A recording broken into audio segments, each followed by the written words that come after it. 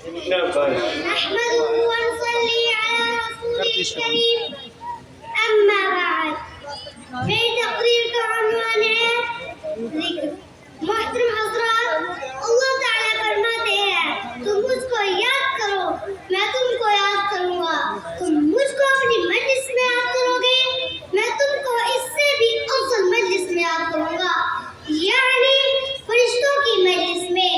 آج پوری دنیا کے انسان دل کے اطمینان کو ڈھونڈ رہے ہیں اور جتنا وہ اطمینان حاصل کرنے کی کوشش کر رہے ہیں اتنی ہی بےچینی بڑھتی جا رہی ہے.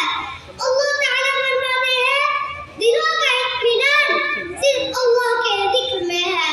آپ صلی اللہ علیہ وسلم نے فرمایا ذکر کرنے والا ایسا ہے جیسے زندہ اور ذکر نہ کرنے والا ایسا ہے جیسے مردہ. ذکر سے اللہ کا دھیان پیدا ہوتا ہے. اللہ تعالیٰ کا دھیان انسان کو برائیوں سے روکتا ہے، اچھے کاموں پر آمادہ کرتا ہے. اللہ تعالیٰ کے بغیر کیا ہوا عمل کو اپنا اور بے اثر ہوتا ہے. انسان زندگی میں جن چیزوں کی فکر میں لگا رہتا ہے مرتے وقت وہی چیزیں اس کے سامنے آتی ہے.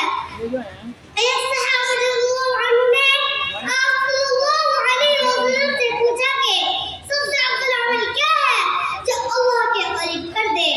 آپ صلی اللہ علیہ وسلم نے فرمایا تمہاری بات اس حال میں آئے کہ تمہاری زبان اللہ کے ذکر سے تر ہو، اور یہ تبھی ہو سکتا ہے کہ جب زندگی میں ذکر کا اہتمام کیا گیا ہوگا.